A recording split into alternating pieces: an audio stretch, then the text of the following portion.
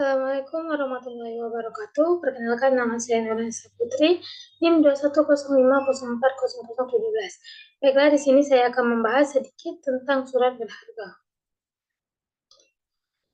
Pengertian surat berharga. Surat berharga adalah yaitu surat yang diadakan oleh seseorang sebagai pelaksanaan pemenuhan suatu prestasi yang merupakan pembayaran harga sejumlah uang.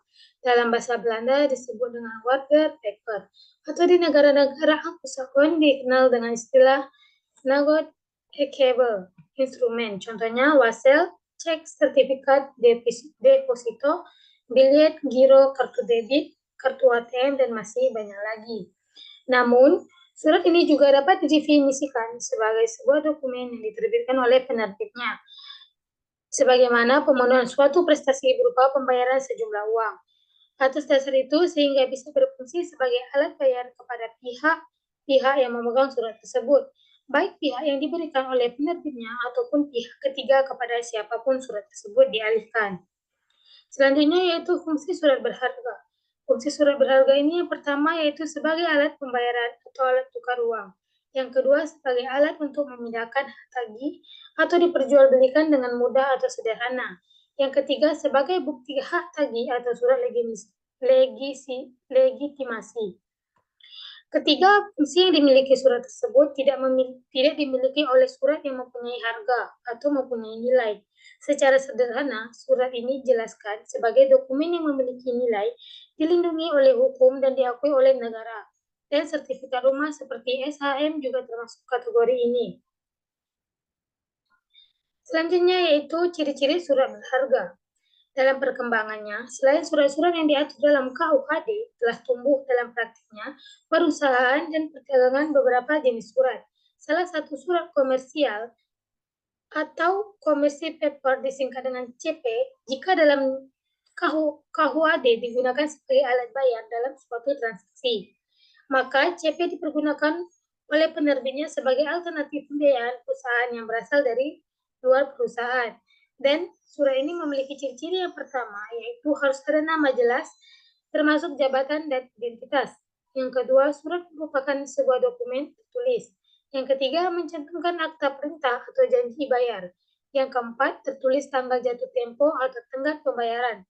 Yang kelima, terdapat tanda tangan dari pihak terkait yang dibubuhkan di atas materai berdasarkan ketentuan yang berlaku. Yang keenam, tercantum nama pihak yang bertanggung jawab atas pembayaran surat. Dan yang terakhir yaitu harus ada mencantumkan tanggal dan tempat surat. Selanjutnya yaitu fungsi surat berharga. Pada awalnya, surat ini hanya digunakan sebagai alat pembayaran atau surat perintah membayar. Namun dalam perkembangannya, surat ini juga menjadi alat untuk berinvestasi dan sebagai sarana penambahan modal usaha atau mengumpulkan modal sebagai perusahaan.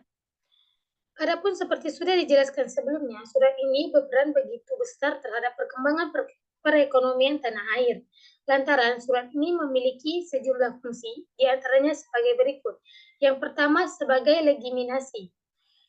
Yang dimaksud dengan legitimasi ini adalah surat legitimasi ini adalah sebagai bukti diri bagi pemegangnya bahwa dialah orang yang berhak atas tagihannya tersebut di dalamnya. Berlaku asas legitimasi pada surat adalah untuk memperlancar peredaran dalam lalu lintas pembayaran sesuai dengan fungsi dan tujuan penerbit surat. Guna legitimasi dalam melancarkan peredaran surat tersebut, terutama dalam hal jika terjadi perselisihan dalam peradilan, kalau terjadi perselisihan di luar keadilan. Yang kedua, diperlakukan dalam rangka menentukan siapa yang berhak. Yang kedua yaitu surat bukti utang. Yang dimaksud dengan surat bukti utang ini adalah berfungsi sebagai surat bukti tuntutan hutang. Artinya, ada perikatan yang harus ditunaikan oleh penandatangan akta. Sebaliknya, penerima akta itu mempunyai hak menuntut kepada orang yang menandatangani akta tersebut. Dan yang ketiga yaitu adalah pembawa hak. Yang dimaksud dalam pembawa hak ini adalah pemegang hak dapat menuntut sesuatu kepada debitur sehingga hak tersebut melekat pada akta surat seolah-olah menjadi satu atau senyawa. Yang keempat, mudah dijual belikan. Dimaksud dengan mudah dijual belikan ini adalah dapat diperjualbelikan atau dipindahkan kepada pemegang berikutnya setiap saat apabila dikehendaki oleh pemegangnya. Namun dengan catatan harus diberi bentuk kepada pengganti atau bentuk kepada pembawa. Selanjutnya yaitu manfaat surat berharga. Secara yuridis, surat ini mempunyai manfaat seperti yang pertama sebagai alat pembayaran atau alat tukar uang. Yang kedua sebagai alat untuk memindahkan hak tagih diperjualbelikan dengan mudah atau sederhana. Dan yang terakhir sebagai bukti hak tagih atau surat legitimasi. Surat berharga ini juga dilihat dari segi fungsi manfaat surat ini. Yang pertama, surat yang bersifat hukum kebendaan. Yang kedua, surat tanda keanggotaan dari persekutuan. Dan yang terakhir yaitu surat tagihan hutang.